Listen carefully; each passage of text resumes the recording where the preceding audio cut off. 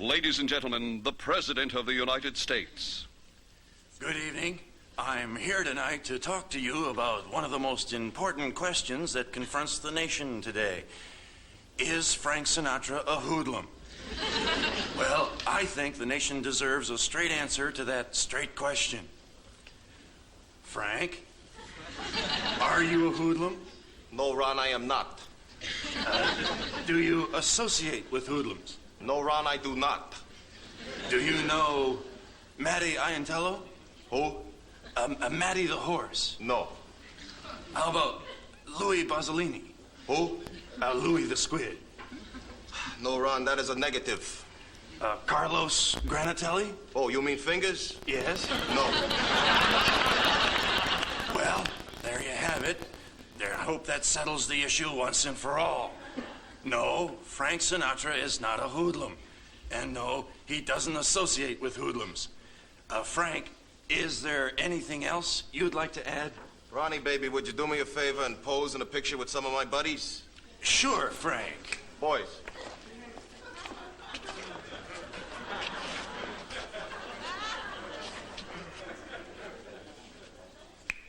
Do it.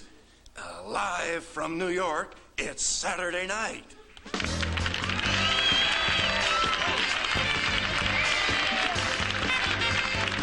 Yes, this is Not Ready for Season 6, where we discuss the much-maligned 6th season of Saturday Night Live.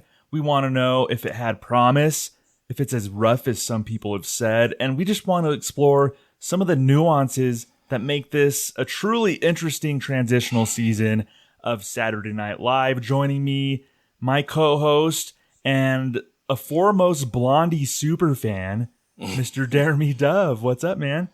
Definitely. How's it going? I am a big fan of Blondie, so was excited for this episode. This was an episode I had marked down when we agreed to do this, like that one I wanted to see, because I am a Deborah Harry fan and a Blondie fan. So, yes, you are correct, sir. Yeah, likewise. And around this time, Blondie had come out with an album, November, I think, of 1980. Had a couple hits off that album, taking a little break, so Deborah Harry was working on her solo stuff at the time. But I think on paper, Deremy, this booking of Deborah Harry makes a lot of sense to me. She's still one of the bigger pop stars, rock stars, or whatever from the time. So I think in February 1981, this was February 14th, Valentine's Day, 1981, Deborah Harry was like a really solid booking, I think. Yeah, I was wondering, as far as host, is this like the biggest host in the moment that they've had so far this season? Maybe like, so far, yeah. You know, like who's the hottest like in the moment? Like I'm like I think like it's probably her, right? Like, which is good for SNL, good for Saturday Night Live to be able to book her for both the double duty of being the host and a musical guest, really. Yeah. I think before the season, Gene they were having their meeting with the writers and producers, and she's like, look, I got ins with Ray Sharkey, so book done. Ray Sharkey's hosting. Also Deborah Harry from Blondie, and they're just like, okay, sold. So, I'm excited about this one. Again, it's episode 10 of season 6, February 14th, 1981. Deborah Harry doing double duty, the first double duty host this season. Deremy kind of doubled. I mean, she's booked, but there's another musical guest that I'm excited to talk about. Oh, as absolutely. Well. She's not the only musical guest. For sure. Absolutely. I'm glad you gave the teaser. That, honestly, as much as I love Deborah Harry, is the main reason I was excited to watch this episode, honestly, to see history really being made. Yeah. So we have history to look forward to, but before then, we have a lot of sketches and hopefully some fun stuff to look forward to in this episode. I'm looking forward to talking about it, man. Let's do it. All right, let's go. So we got the cold open. It's Charles Rocket is Ronald Reagan addressing the nation. He's asking an important question facing the nation. Is Frank Sinatra a hoodlum? And of course, we get Joe as Sinatra. Do you know Matty Iantello? Who? Matty the horse. No. How about Louis Basilini? Who? Louis the squid. No, Ron, that is a negative. Carlos Granatelli? Oh, you mean fingers? Yes. No. What'd you think of this Reagan-Sinatra pairing and what they did with the cold open I here? think we spoke too soon. We were like, last week we were like, well, he's at least kind of attempting to do a Reagan impression.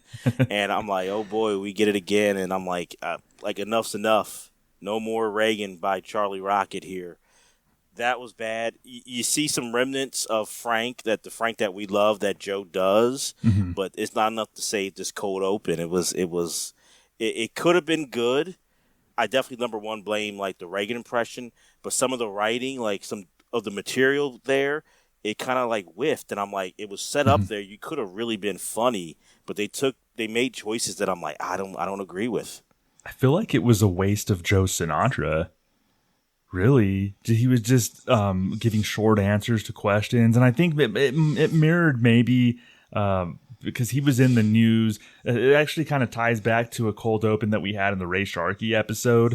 Jimmy Fratiano was a mobster who was testifying, and then Sinatra was kind of included in a lot of that stuff. So Sinatra's in the news for having mob ties from around this time. But I think it was a waste of Joe Sinatra. I don't think there was much here. Just asking him, he's saying that he's not affiliated with the mob, but then he has like his mob friends there, like they're trying to do like that visual joke or whatever, but it's just not working. Charles is just not working as Ronald Reagan for me. I kind of think Gilbert would maybe do a better job. I don't know. I think at this point, people in the studio audience would have done a better job. Just pick a number.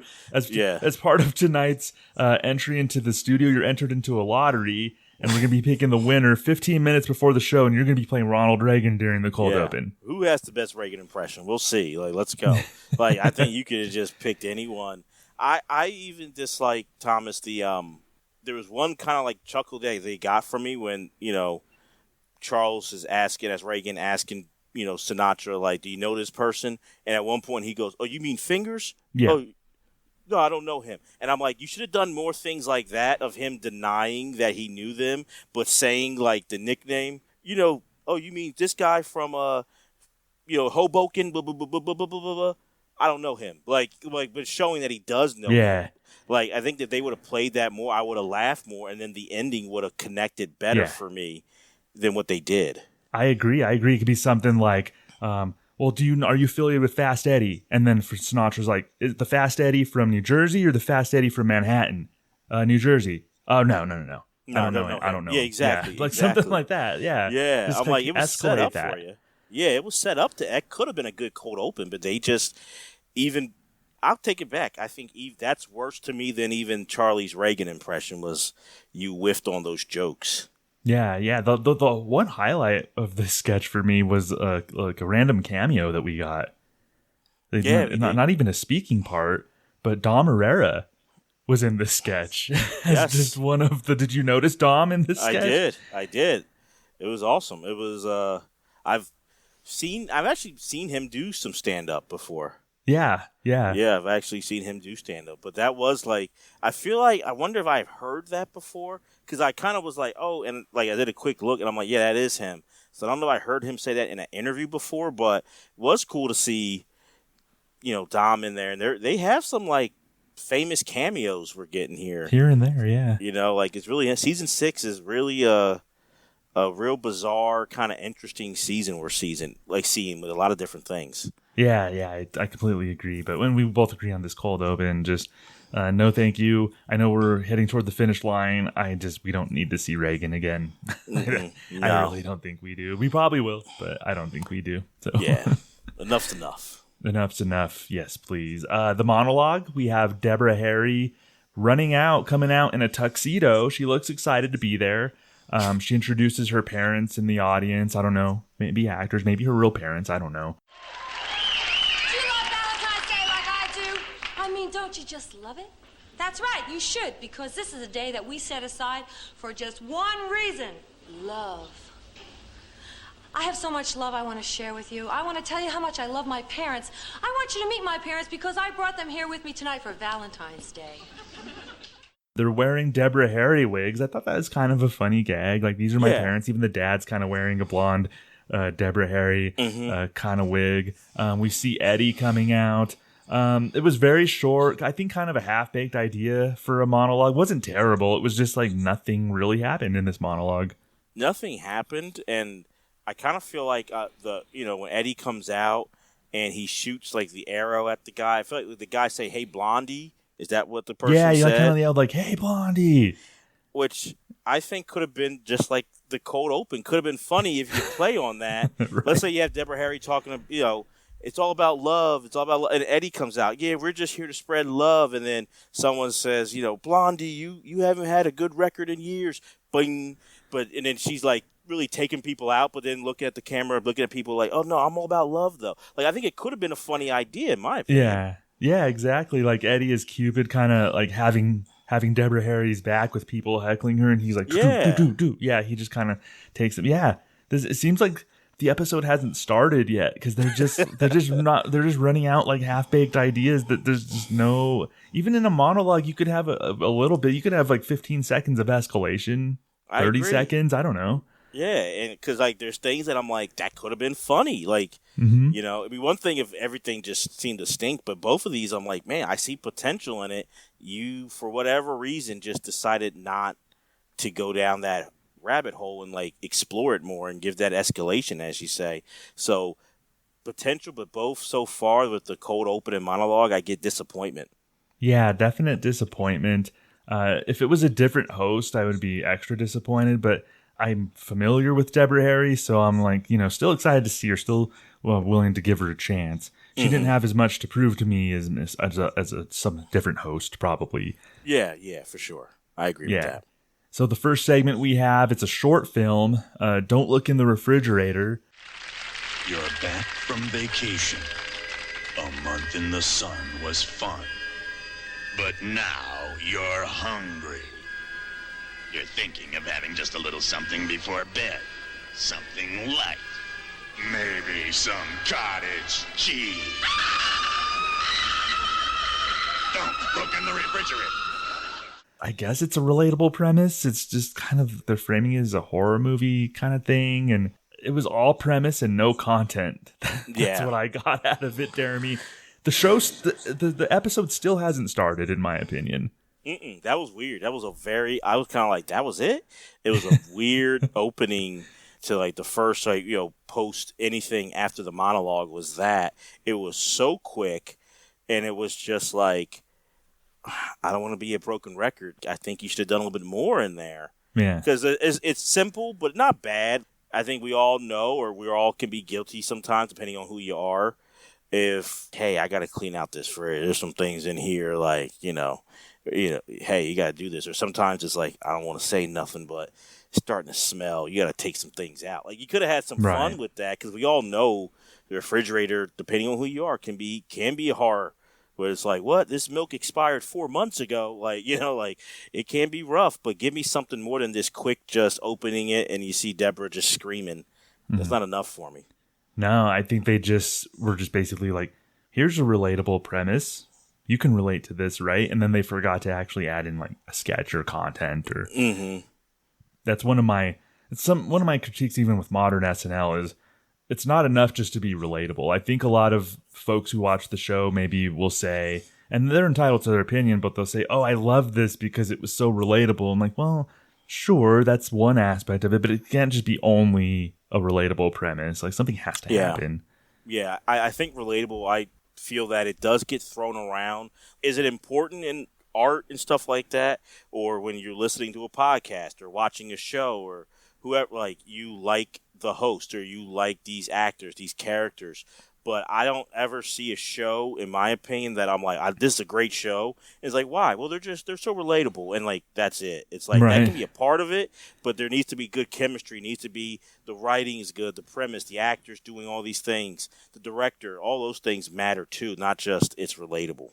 Yeah, none of that happened with this uncredited short film. I don't even know who was behind this. Me neither. So it's fine. The person who behind this probably doesn't even want to take credit, so we're good. I wouldn't. Yeah. He's just like, keep it moving. The next we have our first live sketch of the night, and it's the Livelies, the return of the Livelies. And We really liked this sketch in the when we covered the Karen Black episode with Bill Kenny. And it starts off exactly like the first one. Gail Mathias is the wife. She's looking at a picture of Charles Rocket's game show host character, her husband, and adoration and everything. The first one was the Lively's having neighbors over to the house, and this one was them welcoming someone from a nursing home to talk about what to do with his dad. It would take care of the burden on you, and we could provide a nice home for your father. But he already has a home. Yes, it's a beautiful 4-bedroom, split-level Mediterranean villa, complete with hardwood floors and a brick facade. Yes, beautifully appointed with contemporary art. What'd you think of the Lively's return here, Deremy? Disappointed. Did not like it. You're right. Really enjoyed it the first time. And they really played into it. I almost feel like here, I had to kind of do a double take because I didn't even get that they were on before. Mm-hmm. It was kind of so low key and just he's a talk show host, but she said it not where before it was more like if she was doing that hostess game show, she didn't really up it for a while, meaning Gail. And then I just felt like the premise where it's in the first sketch, having the new neighbors coming by, that made sense. With this one, I was you kind of went in left field here with putting your dad in the nursing home. I'm I would have done something, hate to say it, I'm like a hypocrite, more relatable,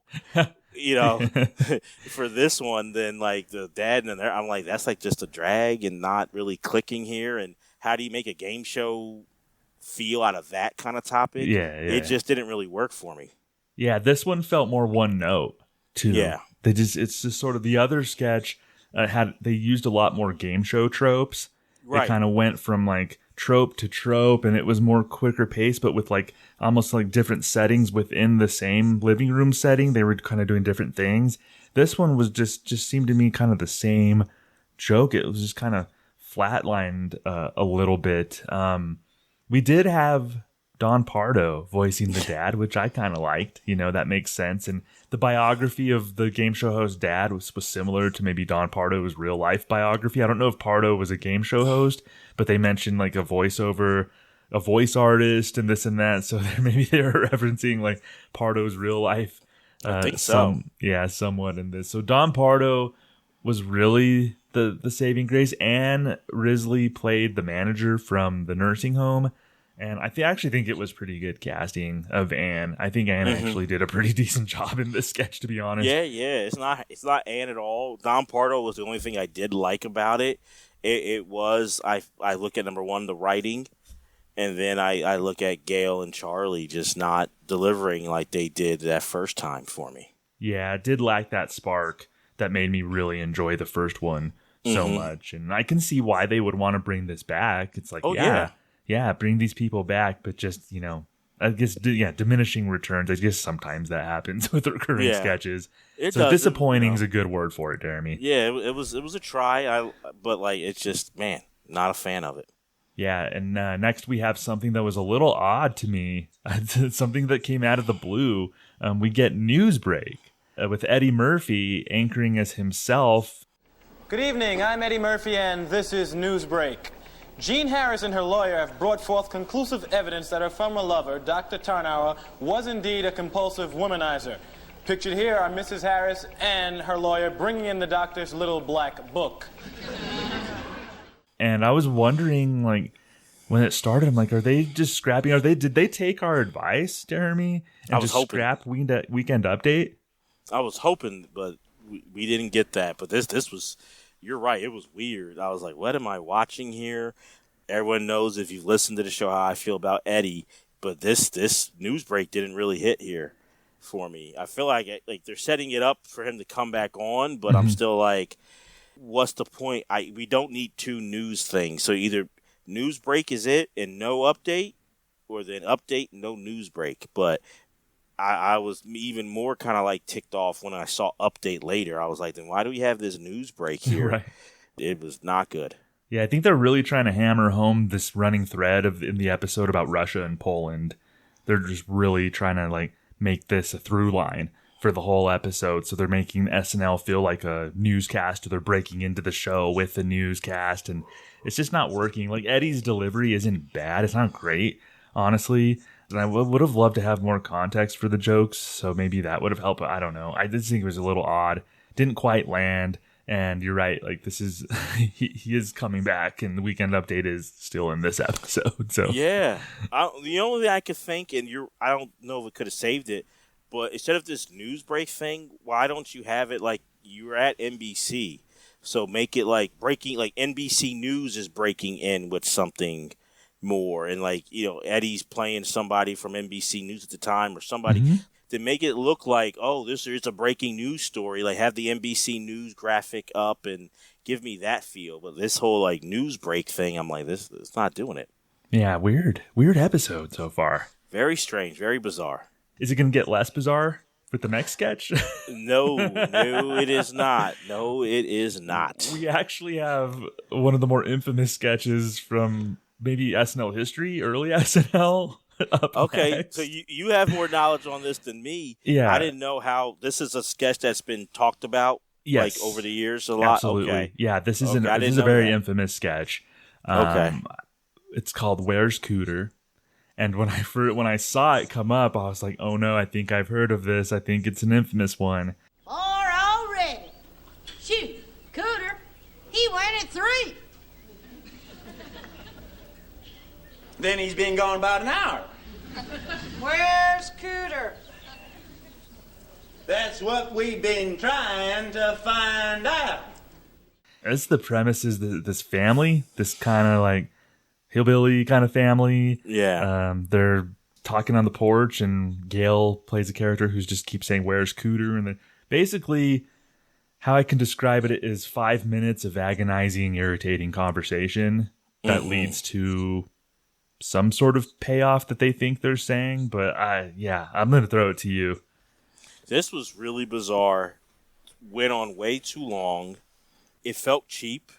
Honestly, Thomas, I've been conflicted a little bit internally watching it, because I'm someone who is like, you know, definitely there's like lines you don't cross with comedy, but I'm also like, hey, you know, give people a chance to explore some comedy sometimes too.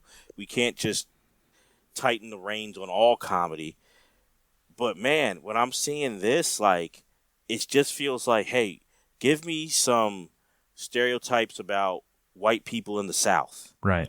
And then we just go with them. Like, there's no like, there was nothing to it. It was just, and also like the worst of the worst stereotypes. And when we just go with it, and there's no premise. And it was like, who's someone who does stuff with Southern people? Like Tennessee Williams, let's just throw his name in there. It just made no, and you're right. I'm glad you said the time, because it felt like agony. Like, I'm like, how long is this thing going on I for? went back and clocked when the sketch started. After a few minutes, I was like, I'm going to make sure to clock when the sketch started, because it was almost 5 minutes before Matthew Lawrence entered the scene as the man from the Tennessee Williams Authority.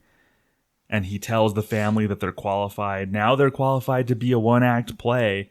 I think it's supposed to be a satire, I think, of like a Tennessee Williams play, and they're making a commentary on like the just banal dialogue in some of those plays and stuff. But you need to have a better payoff. If you're going to do 5 minutes of just agonizing circular conversation, you need to have a much better payoff. It wasn't worth the 5 minutes. It wasn't worth a minute of that. Like the payoff. The only thing I could think of the payoff is if they, and it wouldn't be good, it still would be a rough sketch, if they flip it and then they start talking like, you know, Shakespearean like type trained actors, and like, we were just acting here. Yeah. Blah, blah, blah, blah, blah, blah, blah. Like, this was a play. Like, Tennessee Williams is coming out with Where's Cooter? Like, make it like a joke like that. Like, something. I'm like, okay, then there's a pay. But there was no, it just felt weird. And what's your commentary? Gail. And you know, I know how you feel about Gail. We like Gail. But this was maybe the most, I've never been so annoyed at Gail in this season that I'm like, what are we doing here? Yeah. Yeah, we might have, so the backstory on why this sketch exists, I think Gail shared the story with our friends at the Saturday Night Network when she and Denny were on. And she said that the cast had been working, they had brought in Del Close the famous, this is the godfather of improv comedy, right? Second City and all that. Second City, yep. So Del Close came in and actually worked with the cast on character work and stuff. So this sketch specifically came from like their Del Close training because they wanted just to work on character and stuff, which is, okay, you want to work on stuff as a sketch performer, but you still got to write, it can't just be all character, and especially like character reduced to its simplest form. Yeah, I think. Yeah. But this sketch did come from out of their training and work with Del Close, leading, I think the week or two prior to this. Yeah, and I think that's awesome to have like Del Close working with you. But like you said, it's it's great to watch these sketches because you see how important it is. Both like the writing staff is so important, and the cast and like and the crew, because if one is seriously lacking, it just makes for not a great episode and not a great season. And I think the writing, everything we've seen tonight, it's just the writing is just disappointing. Mm-hmm. And you seem like you had an idea, but you didn't know what to do with it, so you just punt it instead of trying to go further into it. The writing has just whiffed every time. And it's not even like with the commie hunting season was like, what the hell were you thinking? It's like, oh no, I know what you're thinking, but like, go more. Why just stop right here? And that's how I feel with this. Like, okay, you're trying to do something here, but it just fades out. Yeah, right. And it's infamous for a reason. Maybe not as bad as some people say, because I can kind of see what they were trying to do in this sketch, but still a thumbs down for me. Still just bad. Very weird. It's bad. one of the worst sketches of the season. Probably is. Yeah, I would say. It's down there. Yeah. Yeah. Well, when we do our wrap up, we might have a minute to just kind of like the low lights or something. I don't know, but this would need more than a minute. This would be this would be mentioned though. In honor of Where's Cooter, we'll do 5 minutes of low lights. 5 Cooter, 5 minutes. That's true, man. Imagine the ratings for this podcast if we just played that sketch. 5 minutes of Where's Cooter. Oh my gosh, yeah. I apologize for like the 20 seconds that we'll have played during this conversation. Oh, they're going to be like, this is a rough 20 seconds. Wait till the finale this season, man. We're going to give it Where's Cooter in full. Yeah, absolutely. Our gift to you. Yes. Yeah. So I think what you said about something having potential, but they're just like not meeting the potential of it, I think that applies to the next segment as well, Deremy. It's the Rocket Report. And Charles Rocket wants to find out, how scary is Central Park? A couple of nice young couples walking in Central Park.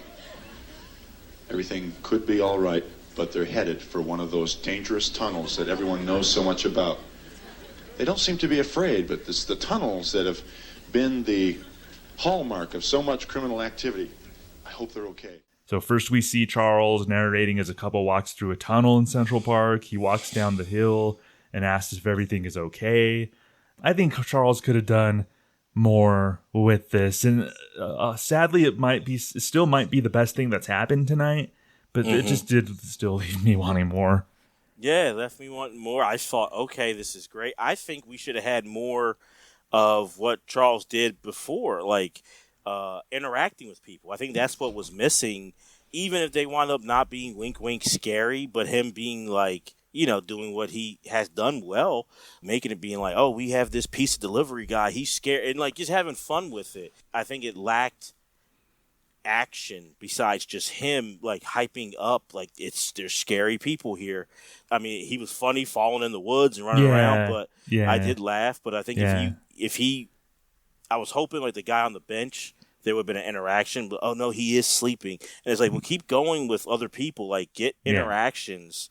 That would have made it like good. Like he wasn't playing off of anybody, so I think that's what kind of disappointed me. Yeah, even with the guy on the bench, that made me feel a little weird. I'm like, I felt bad for the guy. I'm like, he's just trying to like catch a nap on the bench or something, and you're walking up to him, and I was like, I thought to myself, I hope that was an actor. It probably wasn't, but no, I agree. I would have loved to see him interact with people and he kind of interacted with the people who he yelled at through the tunnel, and they just kind of turned around and were like, yeah, we're okay. And I don't know if his point was that Central Park actually isn't scary, and you really have to go. You really have to go looking for something, which I can relate to. There's parts of Albuquerque where people say it's scary. I'm like, oh, I don't know. You kind of have to go looking for it sometimes. There's a lot of places like just kind of keep your head on a swivel, but it's probably not as scary as you imagine. Probably was his point, but I think there could have been more done with this. I hate to be so nitpicky, but that's what happens when you kind of see potential, I guess. Oh yeah, it's almost in a way worse than when something's just flat out bad. You're like, oh, what was that? But it's like this could if they hit their potential, this could be a great episode. Like, we would come on here cracking up of all these things that we see. Like, I'm like, oh man, they're on a roll tonight. Like, they are just killing it. So that's what kind of makes sometimes it's disappointing, like, and even worse, because it's like, I see where you're going with it, and why did you stop? Like, you could have given so many different things here that this could have been one of the better Rocket reports of the season, I feel, if he does things differently.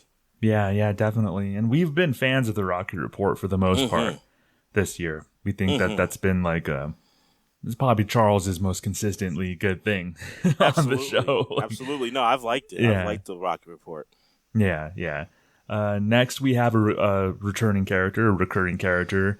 Paulie Herman is back.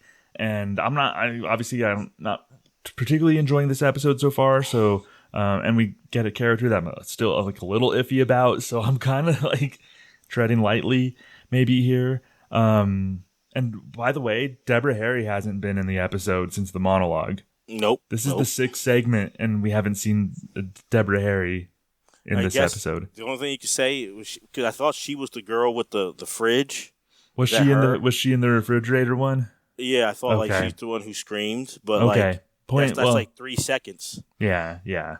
So you're right. This is really her first thing live that she's done since the monologue. Yeah, and she was in this sketch, and the premise is that Paulie Herman is at a card store, and he starts talking to a woman named Phyllis, played by Deborah. Excuse me, miss, could you help me? Oh, sure. Hey, can I ask you something? Where are you from? I'm from Jersey. Are you from Jersey? Wow! Yeah! She's from Jersey. Yeah. She basically plays a female version of Paulie Herman. That's kind of what they're going for. I appreciate the wrinkle, I guess. Like, they're trying to do different things with Paulie Herman, but I also think that that's a sign that a sketch has jumped the shark. Like, when a host essentially plays that character, I think the sketch has jumped the shark. Like, we saw that. I remember Drew Barrymore playing like a Gilly kind of character. Yeah, to me, that's when a sketch is like, okay, this is jumping the shark when the host is getting in on playing the character. So that's kind of what's happening here. I thought it stunk. Was that Ellen Bernstein?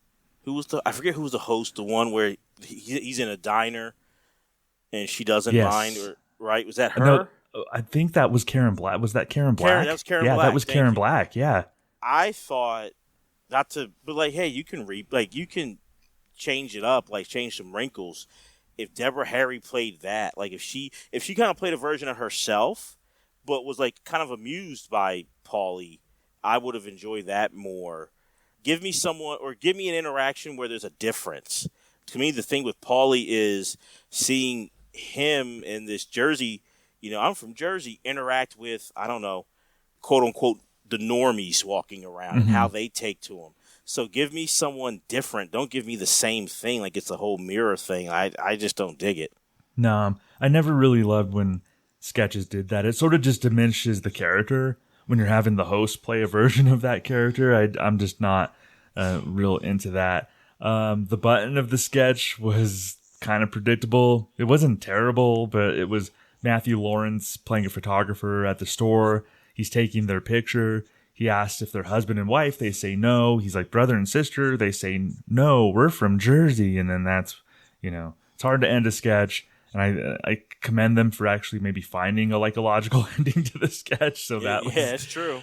That was good. But I think this needs to be the last Paulie Herman. I have a feeling that it's not. I don't know if Joe brings it back like in future seasons, but I think this needs to be the last one.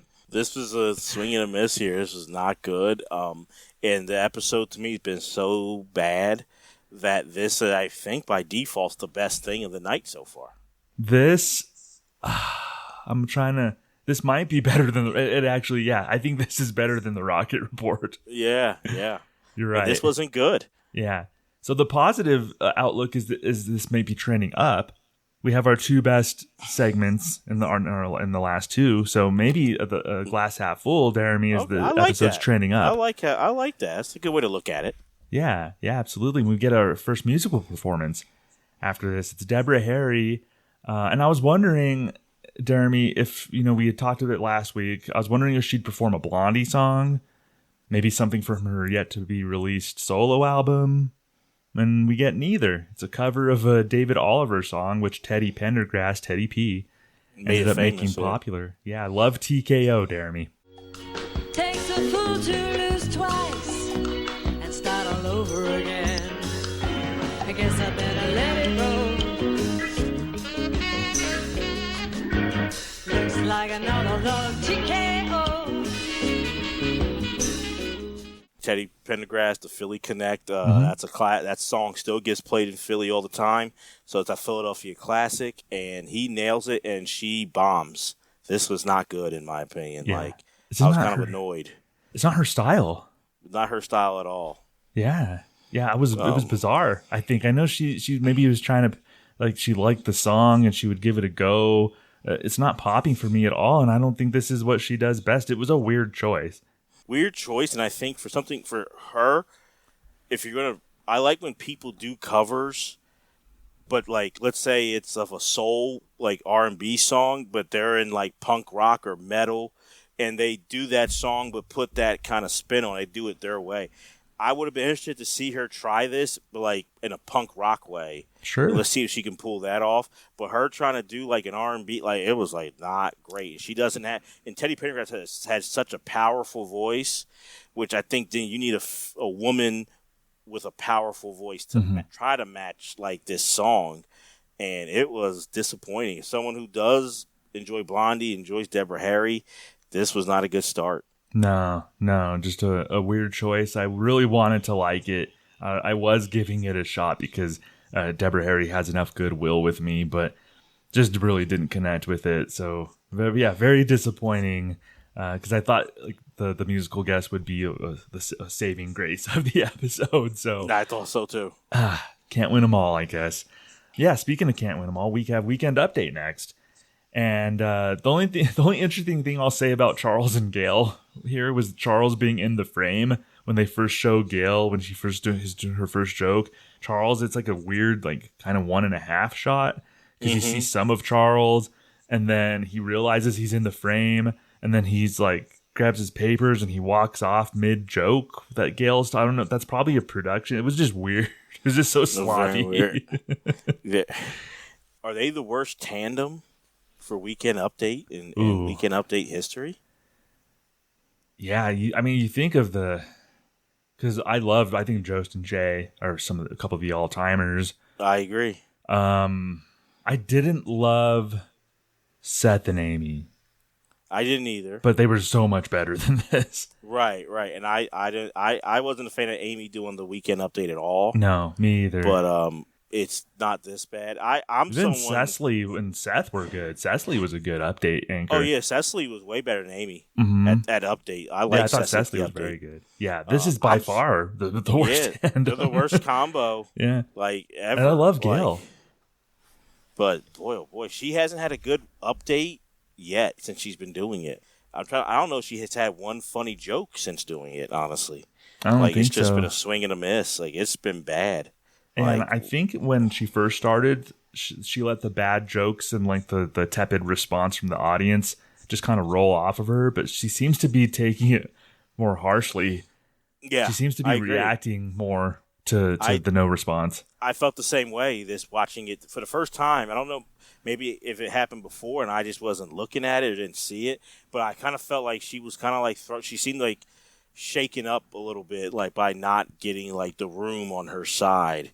And it just threw me off because I'm like, oh, I felt uncomfortable for her because I could feel her like unease doing it. So, and I almost felt like it made her just want to get it over with and like get on to the next thing.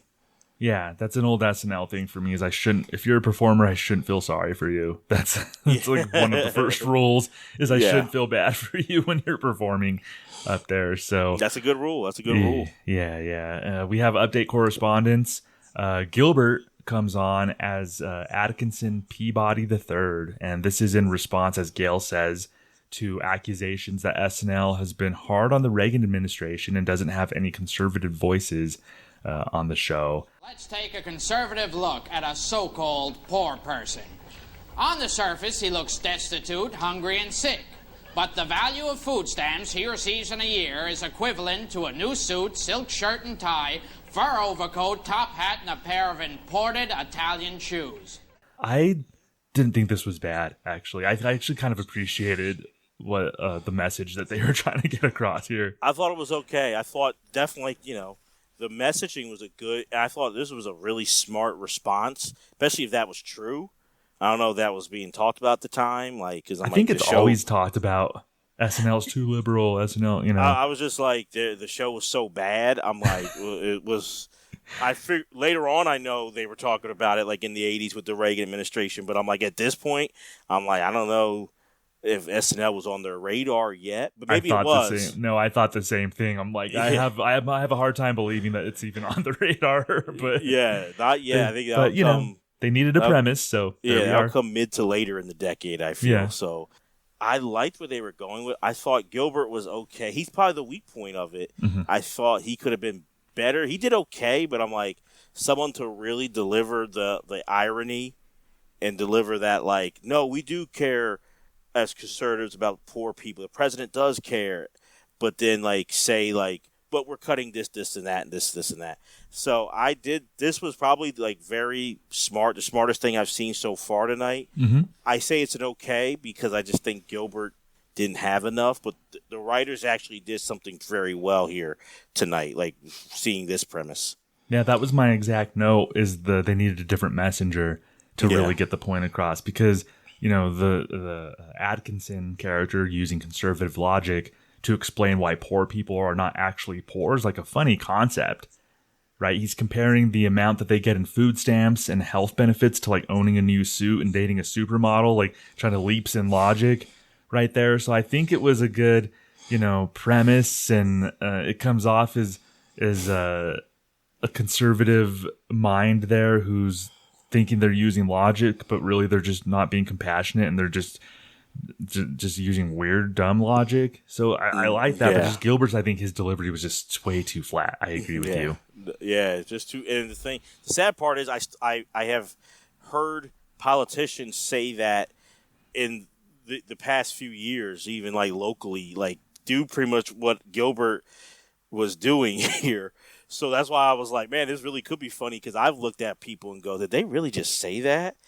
Just craziness with it. So that's why I was like, yeah, that really could have nailed it. And I'm like, go ahead for the right. I was like, yeah, this is good. You're really putting a spin on this. Just a little bit more from Gilbert or somebody else to deliver this would have been better. Yeah, but if I appreciated the message and the premise, then thumbs up. I think, given the context. Oh yeah, so. It was. I was visibly like, yeah, yes, all right, we got something. Exactly. Next, we have a Polish ambassador on to discuss Poland invading Russia, which I don't think really happened. I think what was happening around the time was that Poland wanted Russia's support for something. Yes. Right? And they, I didn't want to do a whole Wikipedia deep dive, but, I think that's the gist of it, was that Poland was asking Russia for support and Russia was saying no. So SNL thought it'd be a funny joke just to be like, well, in a twist, Poland invaded Russia. Mr. Ambassador, has Poland invaded Russia? Can you confirm that for us? Wait a second, wait. Let me make this clear.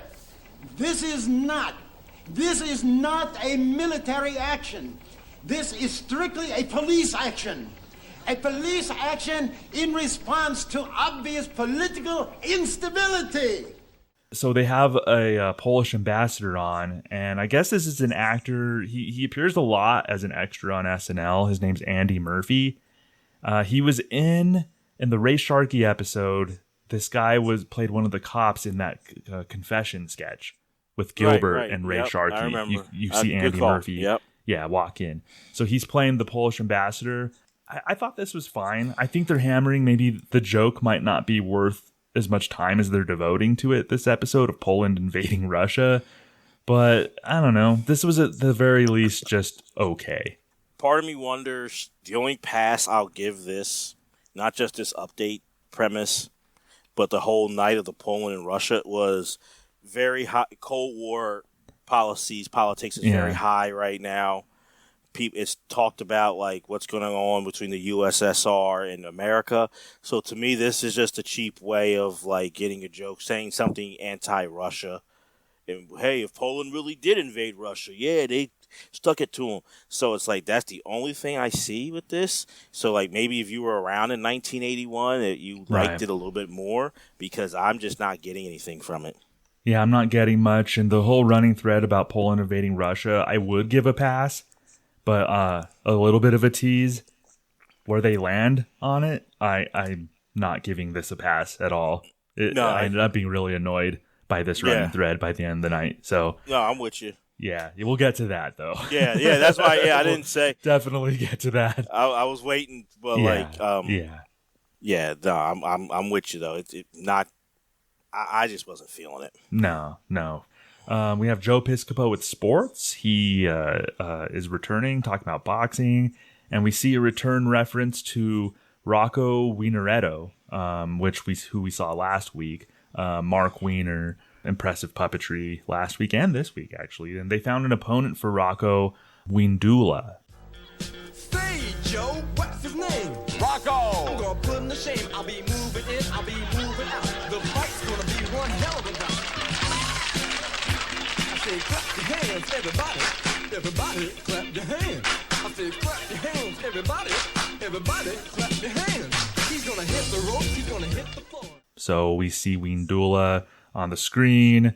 Crowds seem to love this, Deremy. The 1981 really crowd just was hooting and hollering about this. And much like last week, I'll just say pretty impressive puppetry work by Marc Weiner.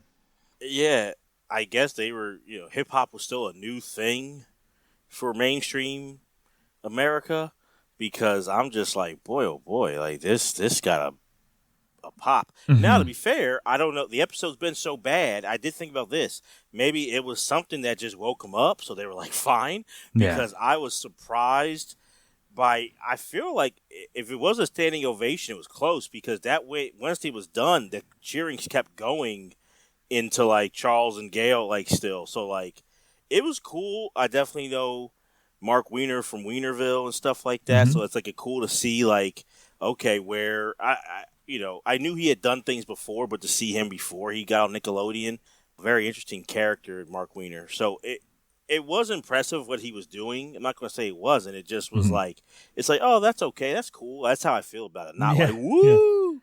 Yeah, that crowd crazy. Was maybe Marc Weiner was doing some sort of performance with his face while he was doing it, and maybe like something that we couldn't see, but the live audience could see. Maybe. I don't know. It is. I was stunned by the crowd reaction. Like I was like, wow, this is a lot. Right. And so I think they tease. So Joe says that next week it'll be Rocco versus Weindulah. Do you think that's actually going to happen on Update? And do you have any interest in seeing it? I think it's a good chance it might happen. And honestly, Update's so bad, I say, why not? Let's give it a try. Yeah, just, why not at this point? It's so bad, you can't be any worse. So why not? And Marc Weiner kind of has been the saving grace for Update the past couple weeks. So then I'm like, give me more Marc Weiner then. So like, fine. I'll take it. That's how bad puppetry on Weekend Update. That's what we're down to. That's what we're hoping for. Yeah, let's go. So next week we may have, we're waiting with bated breath, Rocco versus Weindulah on Update next week. We'll see if that happens. I got $20 on Weindulah. Yeah. Let's go. I'll join you. Let's pull our money and bet on him. Let's bet on a big match. So we return to the next segment, the live sketch. Big Brother, played by Gilbert, he shows up on screen. as kind of a typical Big Brother voice. This is set in George Orwell's 1984. And he shows up and he's talking to one of his subjects, Michelle Richards, played by Deborah. Miss Richards? Yes, Big Brother. May I call you Michelle? Yes, Big Brother. Michelle? I know I'm Big Brother and everything, but I was wondering if you'd like to go out and have dinner with me sometime. Oh, I don't know what to say. Big Brother asking me to go out for dinner? Big Brother ends up asking Michelle out on a date. This is definitely my favorite sketch of the night so far. Yeah, I like the look of it. The only thing I can say that I thought Gilbert was really good in it. He was great. Deborah Harry wound up bouncing back. She started off very awkward. I was like, did she forget the lines? Did she not have access to cue cards or something? Because she just froze and seemed like, is she there? But she does okay. She recovers well enough. Mm-hmm. And Gilbert's really funny in this. Like, I totally agree. And honestly, it's not just because of the rest of the episode. On any episode, this would be funny to me. Like, I liked it. This was genuinely a good sketch. Yes. I thought I was relieved, and I'm like, I actually enjoy, like, on its face, in a vacuum, I like this sketch. And you're right, Deborah I thought like, did she lose her place on the cue cards? Was she confused? What happened? Because it was very awkward, but she did recover okay. I really like Gilbert's change in tone of voice when he starts to ask Michelle out. So he drops the Big Brother tone, and she calls him Big Brother, and then he says, "You can call me Melvin." Yeah. That's so good. It was great. It was clear he was the right, because at first hearing him do the Big Brother voice, I go, he doesn't really have a voice for that, but he's trying. But like, and what we've been saying all night, the setup, the change, the plot twist was great, and it was the right timing. It was the right casting for it. I thought it was very good. Yeah, I didn't enjoy the ending, though. I think they could have just ended the sketch without trying to put a button on it. So she says yes to the date, and then he says he doesn't want to anymore because she's too easy. I just didn't really, I don't know. It seemed like it was just an odd shift in tone. I think they were nailing the sketch up until that point, but it's, that's probably a small critique because for the most part, I was like, you know what? This is a good sketch. Like, I'm enjoying this. So thumbs up to them. Right. The only thing, you're right. The ending was weird, and not that we're sketch writers, but I'm just like, man, I would have had it where she says yes and he's like excited and she starts like getting carried away. Who knows? Maybe we can get married. We can blah, blah, blah, blah, blah, blah. And then he goes, I'm good. Like, this is a lot. I don't know if I want to make that kind of commitment. Something like that I would have cracked up at. Like, that would have been funny to me. If he doesn't want to get out of it, but calling her easy was just kind of made me feel weird. Even if she says yes and he gets excited and they just end a sketch, that's an option too. I agree with that. Yep. Yeah, I recently heard on the SNNs they're doing a sketch top 100 countdown, top 100 sketches of all time, and they've been talking a lot about how sketches end. One of their guests said he brought it up. He said that in sketch comedy, if you watch, and he related it to stand-up comedy, where stand-up comedians just go like they just abruptly end a bit and go to the next one. And I've always thought that. I've always thought just end a sketch. Like Kids in the Hall, Key and Peele, you watch those sketch shows, they don't have to put a button on it. The sketch all of a sudden just ends. And then they go to the next one. I think I'm fine with if SNL just ends a sketch without having to find like an actual ending for it, No, I agree. And it worked on all those shows. It really did. Like you said, Kids in the Hall and Living Color, Key and Peele. Like, I never heard anyone go like, "Why did they just end it?" It was like, "Yeah, we're on to the next thing. We got the jokes. Yep, it's done." Yeah, but thumbs up to Big Brother. I'm like pleasantly surprised that I genuinely enjoyed the sketch. Great job. That might have been my favorite Gilbert. I don't know. I'll have to look back on it, but that's definitely in Gilbert's like highlight reel of the season. Absolutely, yeah, I agree. Next, we have a short film by Leon Ichazo called Sweethearts. And I think this is maybe at least the second short film by Leon Ichazo. I don't remember exactly which one it was, but I know the name. So we're getting a return, a short film here, Deremy. And it's three people who grab their guns, get in their car, and they go to rob a laundromat, like Bonnie and Clyde style. Then we see them in an apartment. dancing around in the underwear they stole. They find themselves in a shootout, ultimately. I thought this was pretty weird, kind of entertaining. I didn't hate watching it, but I just didn't understand kind of what I was watching or the point. Yeah, I feel like it looked really interesting. It looked cool, but then I think they kind of overdid it. Where I think for some of the shorts that we've seen this year, they work because they just get right to the point and you understand the concept. And I feel like they did too much where it was cool looking. I didn't dislike it, but I kind of was. You walk away from it going, I think I know what they're trying to do. Like, oh, you robbing a laundromat and making trying to get some heart boxers. But I'm like, I'm not sure if that's what they were saying. It was very much kind of a little all over the place for me. But I thought it looked interesting. I thought it. I hate to be a broken record. It had potential, yeah. But it kind of was it wasn't bad though. It was just okay to me. Yeah, it was kind of an interesting watch, more than anything, I guess. And it did reminisce Bonnie and Clyde. That was kind of the motif that they were going for, and I thought it was fine. I just didn't. Maybe it's an interesting way to break up sketches and stuff in the show. So if I just kind of look at it from that angle, I guess it's okay. But I didn't get a ton out of this other than this is kind of interesting to watch. Yeah. I don't hate that we have another Leon Ichazo film, I guess, but yeah, it goes with what I feel like I could be wrong, but is Jean's her print on the show, which is very avant-garde kind of a feel. And I could be off, but I'm just guessing. I feel like that's Jean trying to do, which I don't think it's a bad thing. It kind of fits into what we've been getting with some of these short films. It's different. It has an artsy, avant-garde kind of feel to it. Some of them have been really good. Some of them haven't hit. This is in the middle for me. An interesting sketch that we have next, I think. I'm always fascinated when they take recurring characters and kind of place them in a environment that they're not used to.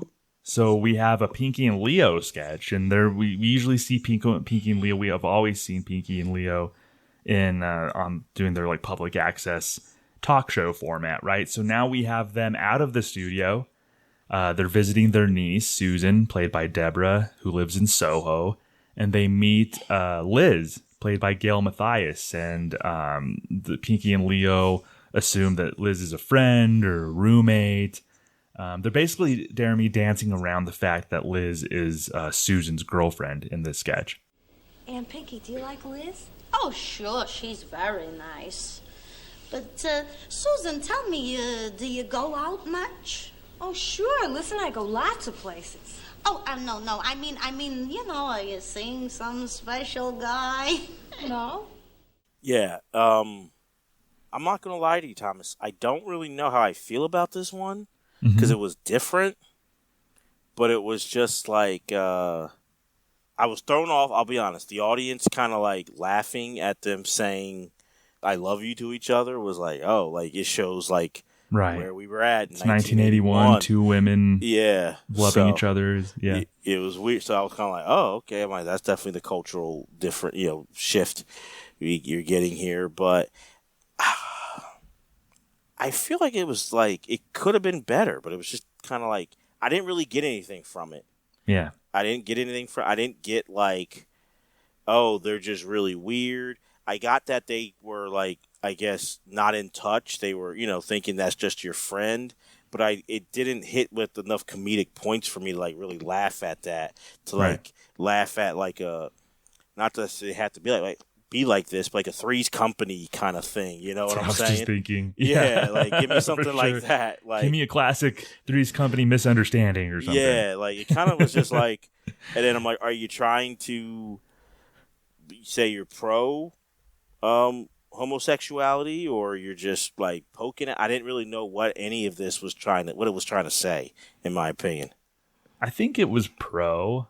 It was testing my patience, honestly. I was just waiting for them to get to the reveal already. So I was just kind of bored and kind of getting antsy when Pinky, and this is what they do on their talk show, but they were changing the topic and pivoting and not really listening or whatever. It's finally revealed to Pinky that Liz is Susan's girlfriend, not roommate. And I think I guess it was sweet that Pinky was accepting right away. Like, she didn't have any sort of, oh my gosh, oh no. You know, she was just like, oh. And then Leo comes back in with Liz. And then Pinky wants to toast to, she says, let's toast to Liz and Susan. So I think that was kind of touching, actually. Like, Pinky just saying, oh, that's great. Let's toast to you guys, you know. But I think the build up to that was sloppy, little meandering. And I just don't think the payoff was... I don't think the build-up matched the payoff necessarily.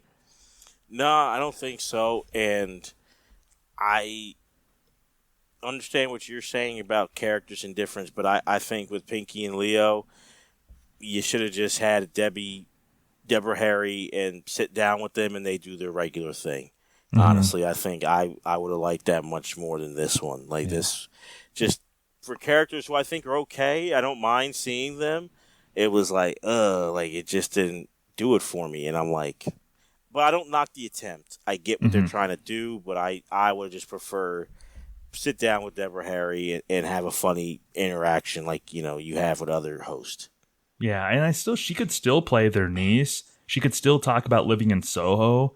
She could still talk about Liz and kind of like dance around. So it could still be the same... True. Character traits and beats and stuff, and I guess that we wouldn't have seen Gail as Liz or whatever, but I think I don't mind the attempt, but I think it was a little awkward in execution. But it's kind of sweet overall, I suppose. That's why I got out of it. Like, it wasn't funny, but I guess the message was kind of sweet. I guess so. I guess it was kind of like you said, it meandered where I wasn't sure because it was like they were missing the point for so much of it and like being confused where I'm like, okay.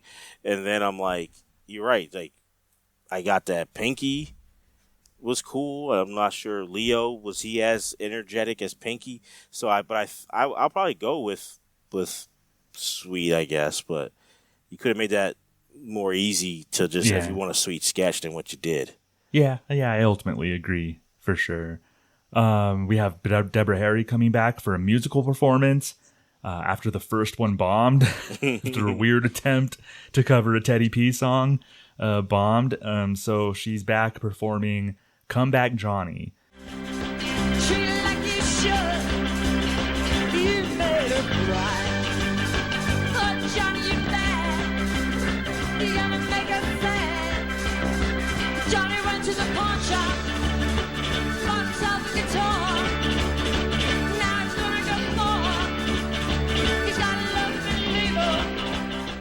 Deremy, I like this more than the first song. I think this was more up her alley.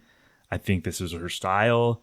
I like the lo-fi punk kind of vibe. I like the way she was dressed and the way her one of her backup musicians was dressed. This was more Deborah Harry than the first one, and I didn't I wasn't over the moon about this, but I enjoyed this performance. I really liked it. This, like you said, this was Deborah Harry I would pay to see. This is the person who I'm a fan of and I'm drawn to. And like you said, performing on SNL is definitely, when you're doing the musical act, it's the music first, in my opinion. That's what we should look at. But it is a visual. Mm-hmm. And I did like the visual, like you said, with the one guitarist in her band, how he was dressed. I liked how she was dressed with the cowboy kind of look, but with a flair to it. And I thought she just kind of nailed it. Like, I was really into this one, and I'm like, man, you should have done this not the same song, but in the same vein, with your first performance too. Because this is all right. Go ahead, Deborah Harry. Yeah, she's really good at that performance style and that song style, and just kind of the punk rocky vibe, and it didn't sound too polished, but that's what you want with a song like that. It doesn't sound too polished. For me, watching this episode up until this point was my favorite part of the episode, was this performance. Wow. Yeah. I think maybe this and the Big Brother sketch. Probably the two highlights for me so far. I agree. Yeah. Mm-hmm. The next one I wouldn't call a highlight. I actually might think that and I want to ask you this, I might put you on the spot, and think about this. I think this might be in contention for maybe the worst thing Eddie was ever a part of on SNL. Definitely, yeah, that he was like the main guy. I've seen sketches where he's kind of like taking a back seat, which in later seasons, because he's such the lead, it's surprising. There's a few of those sketches where I'm like, oh, they weren't that great, but where Eddie's like the lead or co-lead in something, yeah, I think this might be the worst. Yeah, I agree. It's another news break, and one thing that's Eddie's fault is the rough delivery from Eddie. Well, there you have it, the shocking proof. The Polish invasion of Russia is no playful whim, but a premeditated blueprint for world dominance. And so the specter of a Polish world hangs heavy over our heads like a spring dripping kielbasa. This is unbelievable. I don't know if we ever floated that give Eddie a try at being update anchor, but I think maybe this is some proof that maybe he wouldn't have been like a great update anchor. I don't know. I never floated that idea. You never floated that? Yeah. I never thought that. I thought more of him kind of coming in like for guest commentary on update, but not him being a co-anchor. Honestly, I think he'd be better than what we got with Charlie and Gail, but I didn't see him as doing that well either. And I don't know. This is still early in his SNL career, but this is kind of signs like I don't think it would have worked for him. Yeah. So that's something that Eddie could control. And I don't know if Eddie was part of this, the conceit of this sketch that maybe he couldn't control, but he was still part of it, I guess. So that's why I'm saying, like, is this the worst thing that Eddie's ever been a part of? And it was something that I was kind of dreading the whole episode when they were talking about Poland and Russia. And I was thinking to myself, like, oh, I hope they don't go there. They haven't gone there so far. They haven't gone with the stereotype of like dumb Polish. I know growing up, I heard awful Polish jokes and stuff, and I was kind of giving them kudos in my mind, like they weren't taking it there. Deremy, I was annoyed that this whole running thread through the whole episode led to just a big Polish joke. As lazy as you can get. Yeah. As lazy and almost like. Are you masking like plagiarism? I hate to say it like that, but like because I'm like you could have. Sadly, I don't see them now, but there was like those books back then. You could get we're making fun of a group of people. You could get like dumb whatever jokes, and I'm like, did someone buy that or have that a copy at home? And let's mask it, and we can do this. So that's why I'm like, it almost feels like you're masking plagiarism because what a waste of time. And that's what I felt. I was offended as a comedy fan, offended as a human being. And I was offended that you wasted my time, honestly. Almost however many years later, 45 years later, you still wasted my time.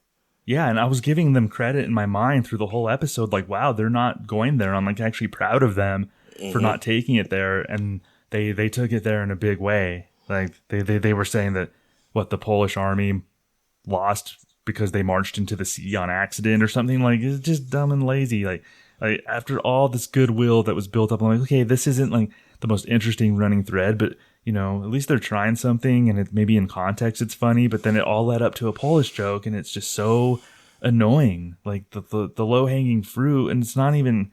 Yeah, I don't know. This really really bothered me. It shows like we've talked about the writers throughout the season, and we talked about them a lot this episode. Like just who's the adult in the room, and I know they're all legally adults, but who's a veteran, someone to say like, no, like what are we doing here? Not a good idea. Give me a solid head writer, give me some solid to just reel this in. This is terrible. Yeah, really really bad. We have 2 more sketches left in the night, both live sketches. The first one, King Kong syndrome. So Deborah Harry plays a character named Faye who brings a date home, played by Joe Piscopo. Well, I know it's weird on the first date, but you're just shy, you big ape. Why did you call me that? What? Ape. Why did you call me an ape? Oh, no reason. Just a figure of speech. Well, just don't call me that again, okay? I am not an ape. She calls him a big ape. She said that's just kind of a thing, a kind of a colloquialism or something that you just a figure of speech that you just call someone a big ape. And he's seemingly turning into King Kong, like Incredible Hulk style. He's kind of like turning into King Kong. Honestly, like Joe's physical comedy is pretty funny to me in this. Like, he's batting away the plane that she brings out. Like, I kind of like what Joe's doing here, like, physically, Deremy. I kind of did too. His transformation was kind of funny. And I honestly, in a weird way, I don't know, Deborah made me kind of like laugh. I liked her. Yeah, because she kind of played like ditzy and whatever, and it kind of just worked. I don't know why it did, but like it kind of worked with the sketch, and like just kind of that in her voice just making me laugh, like like playing around with them. I cracked up a little bit. Like I'm not gonna say I loved it, but you're right. You said it well. Like his physical humor kind of makes up for it and makes it like, yeah, okay, I see why they put it on here. Why it made the show tonight. Yeah, definitely. The beginning, he was like spooked by the Empire State Building. The cops come in to the apartment and shoot him at the end. I think, maybe the end didn't totally land for me because maybe it's just been a long time since I've seen King Kong and they're making references to the movie that I didn't remember. So I'll just give it a pass for that because it was probably just me not being able to mine my King Kong knowledge accurately.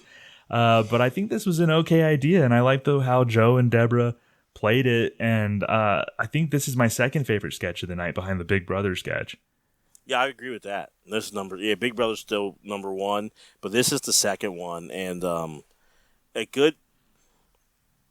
I don't know. I feel like it's weird when Joe does things like this. I feel like he shines more, almost when he's playing more of a real.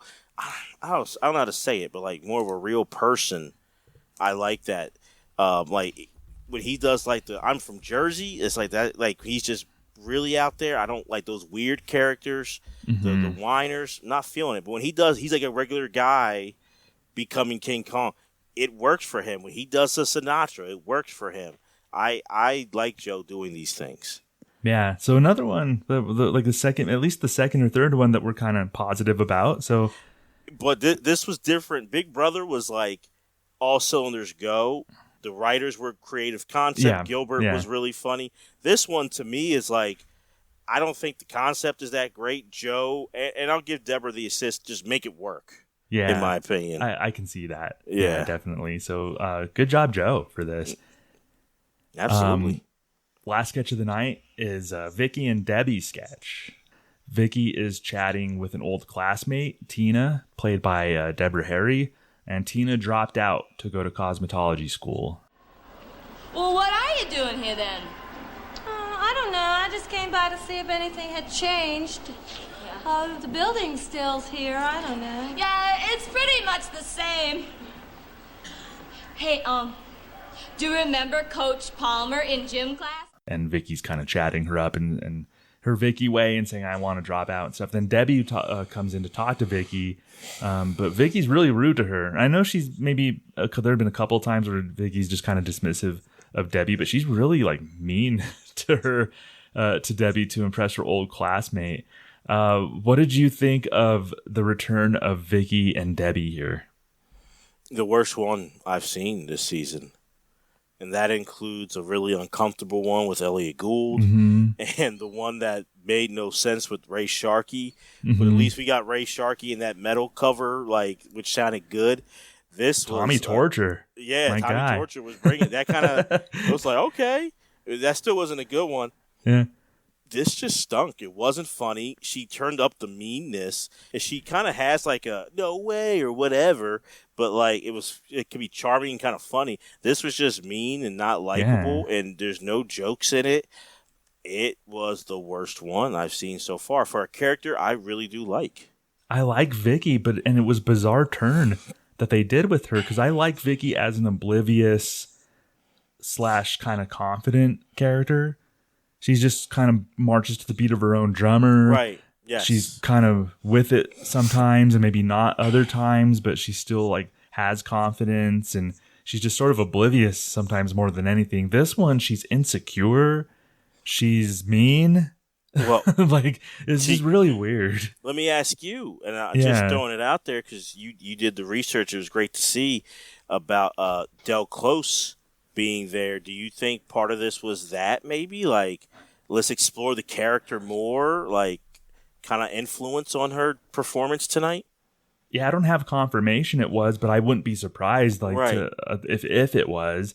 Like Yeah. Del Close was working with him saying, you have these characters, but maybe explore more, like kind of get into who they are a little bit more. And I think it's in some cases that's sound advice, but yeah, I think people like Vickie for a reason, and it's not because she's insecure and mean, right? It was very bizarre to see her that way. It's like seeing an old friend, and then you haven't seen them in like a month or two, and then they come back like a completely different person.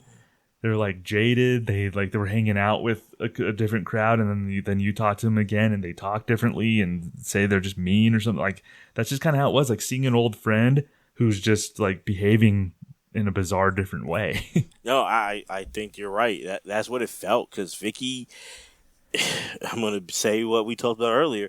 She has a relatability in a way. Like there's a lot of people who are overly confident for no reason. And then it's like they're kind of in that world. And once they get out of that bubble, it's like, let's see how this goes. And it was funny. Like, Vickie character really is kind of like, I don't want to say trailblazing, but like you didn't see Valley Girl portrayals. Right. I don't know. I don't want to say you never did, but rarely if you did. And then years later, we would get a bunch of them.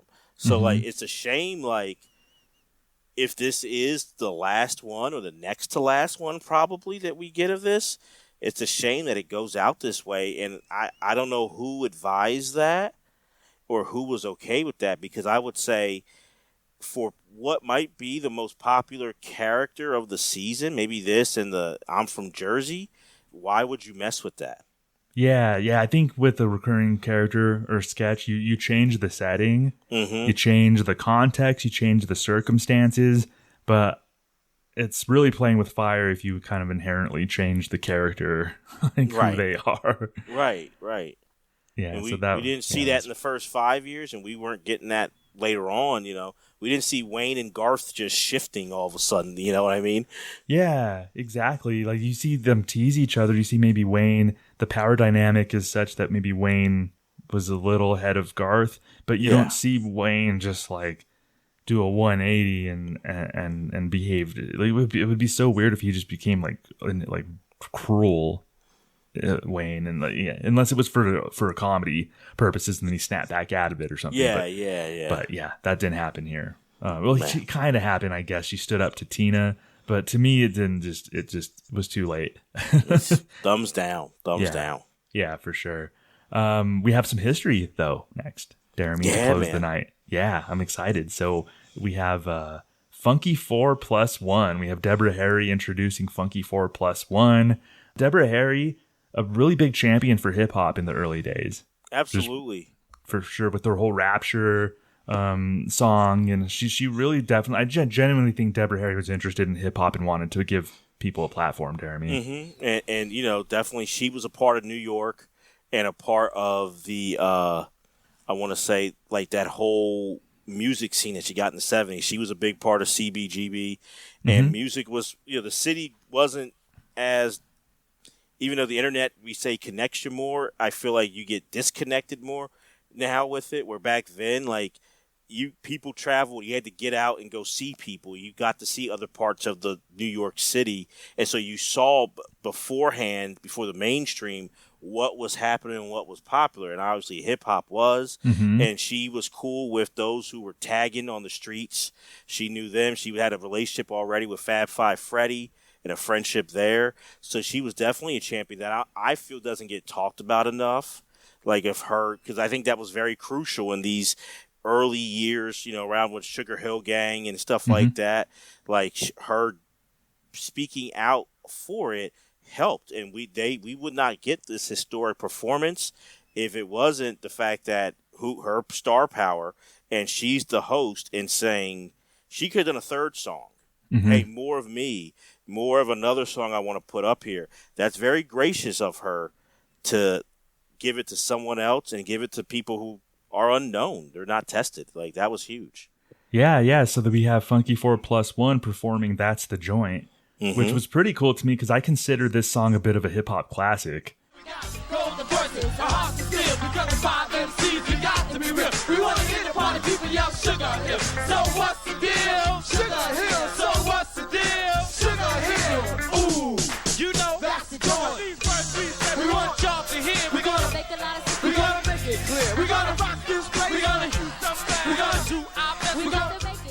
Oh, I love this song. It's a great song, right? Beastie Boys sampled it and Shake Your Rump. That's where I think a lot of people, that's where I first heard it, is as a sample and Shake Your Rump. But I think this is a great song. I think Funky 4+1 and their DJ showed out for themselves really well. I was like super proud of them after this performance. So great. So great. And this is the first rap performance on national television. Mm-hmm.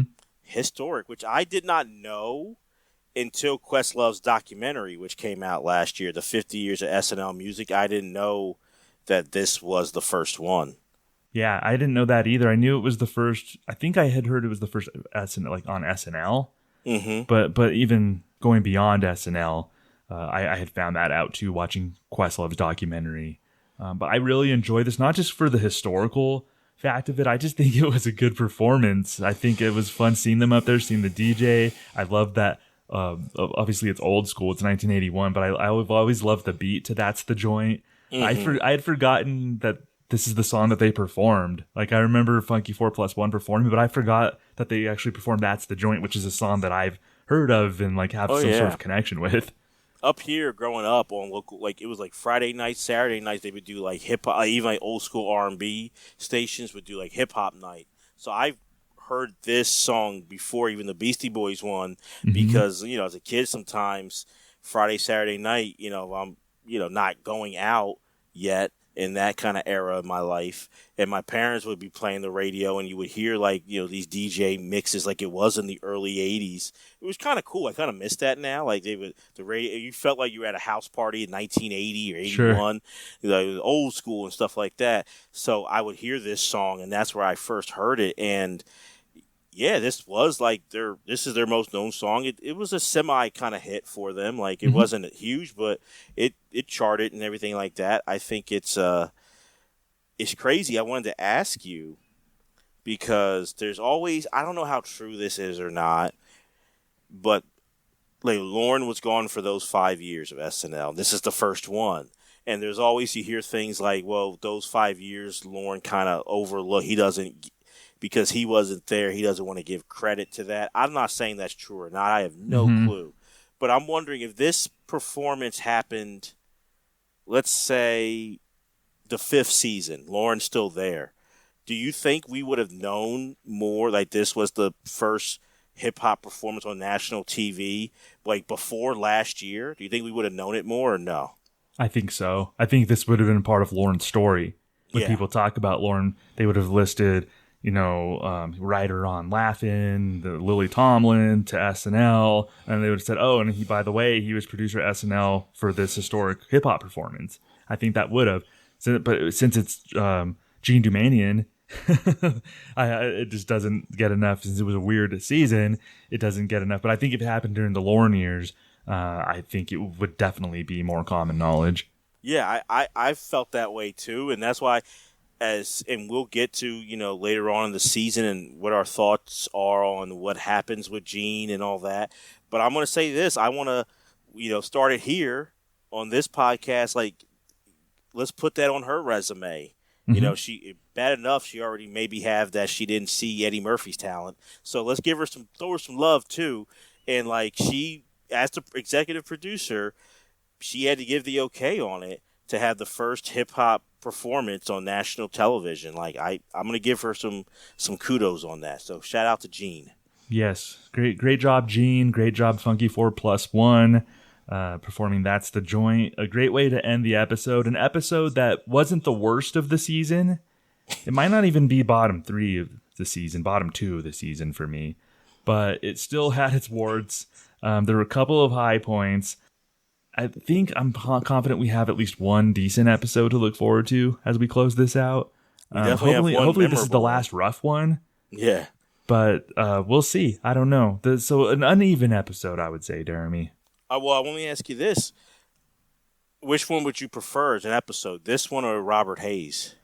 I'm trying to think back. I think this one was better. I think so, too. Yeah. So it wasn't bottom 2. I would have to kind of look at the list in front of me. This might be the 3rd worst. It might still be bottom 3. Maybe, but the Robert Hayes definitely was worse than this one. Yeah, I think Malcolm and McDowell and Robert Hayes are the 2 worst ones for sure. They have their own floor of awfulness there. Yes, yeah, absolutely. Yeah. So do you have any reasons for optimism coming out of this episode? Oof, that's tough. No. It's fine if you don't. I guess the only thing is like the music, like Funky 4 +1, like so seeing the musical performance, and that's my number one, but like musical performance, but I did like Deborah Harry and Comeback Johnny, like it's like so 2 out of the 3 musical performances were really good in my opinion. So I'll say music was my positive overall. Even that was a little iffy with the Love TKO, but I'll give it to like music for a positive for me. Okay. I'll get behind that Funky 4 +1 and that second Deborah Harry song. I don't have any larger themes really, so I'm just gonna shout out the Big Brother sketch, which it really worked for me, which I did really enjoy. One of the better sketches of the season for me, honestly. So I'm going to shout out that one. And then I think Deborah was a better host than the previous 2. So we had Robert Hayes and Sally Kellerman. I think Deborah was actually a better host. She's the best host we've had in a few episodes. And she didn't do a great job. She was like some stumbles with her and stuff. But maybe that was a low bar. But she actually was a better host than the previous 2. It's weird because what you're saying, I totally agree with. But I'm also like, she wasn't good. Like, she wasn't. Yeah, at the same time, wasn't right? In a lot of stuff either. Like you said, it went like so long before she's in a live sketch after the monologue. But you're absolutely right, though. She's the best host in a few weeks that they've had. So yeah, I guess that with SNL, if a host doesn't bring a episode down, that's a win for me. The surprise is when a host elevates it, like it's like wow, like especially a host we don't know, like a recurring host that we've seen do it is like not a surprise, but I don't put that pressure on a host to elevate. I'm like, just don't ruin it, and she didn't ruin it, so yeah, definitely. Areas of improvement. I'll start with the area of improvement, and I think something that happened a lot in this episode was that premises and jokes were just taking way too long to set up without much payoff. Most notoriously the Where's Cooter sketch, but that also happened in like the Pinky and Leo sketch as well. They were just taking way too long to get there, and some ideas that were not fleshed out completely. Yeah, I can second what you said. Something for me is, even though I'll feel like a little bit of a hypocrite, because I do like when I see people trying to take a chance, creatively, and do things differently. What I don't like is the format of the show. You get something like tonight, like the quick fridge movie, like psh, psh, psh. You're all over the place. You don't know like what's going to be a longer sketch. And, like, the ones that are longer, you're like, why was that long? And the short ones, you're like, well, why was that so short? That should have been longer. And I feel like they're just playing with it too much and trying to figure it out. And I'm like, every once in a while, okay, but get your formatting set. If you're going to always open with a short film, then that's what you're going to do. If you want to do the monologue and have a live sketch or whatever, and at a certain time your long one comes in, then stick with that. But throughout the season, it's very like we're always like we don't know what's coming here.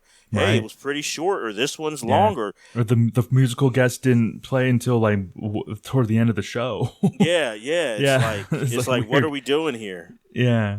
So that's just one thing for me. I don't know. People might feel like they're bottled up with a strict format, but that's why. But it works, right? Like viewers want something predictable. Format works for just pacing. So having like a structured format in any capacity, even like podcasting, we kind of have loose, rough formats for both of our shows. There's a reason for that, right? And it makes it where then when you do shake it up, it can be a welcome thing because it's rare. When you shake it up every week, it's not. No one cares because all right, you're just shaking it up, and I mean. That's why it's worked for SNL. And two, also, you're right, number one, with the viewers. But that's got to be confusing for a crew, for the cast, right? Like, director, like, when it's just each week, like, well, what are we doing? Like, and it's a live show. That doesn't, I think that can't be easy for them either. Yeah, I agree with those critiques. I think that's a solid critique. So onward and upward. Next week, we're closing in on the end of the season here. Crazy. I know, right? Yeah, we started recording these like 2 months ago. I can't believe that. It's just gone by way too fast. So we have episode 11, which aired on February 21st, 1981. Your host, Charlene Tilton, which I think, judging on just like some infamous things that happen, she's from Dallas, maybe? Okay, yeah. She's from the show Dallas. Charlene Tilton's your host. Musical guests, interesting to me, on both counts, actually. Todd Rundgren and Prince are the musical guests. We just get a Prince out of nowhere, right? I think this is technically Prince's only appearance on SNL. Yeah, as like a billed musical guest, yes, it might I be. know. Yeah, that the legendary after party performance at SNL 40, which technically doesn't count, but that goes into Prince's lore, SNL lore for me personally. But I think it's a billed musical guest. I think this was the only one for Prince.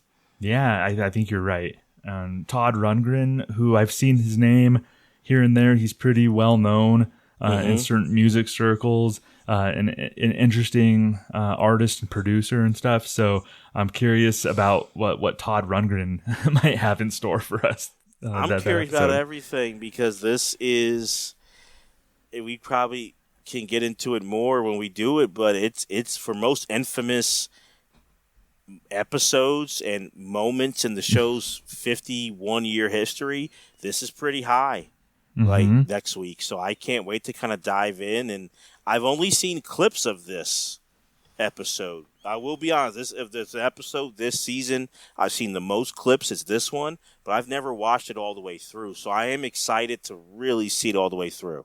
Yeah, give the full context of the infamous moment that happened that we'll obviously talk about. So I'm the same way. I'm excited to see that moment, but in context of the whole episode. Right.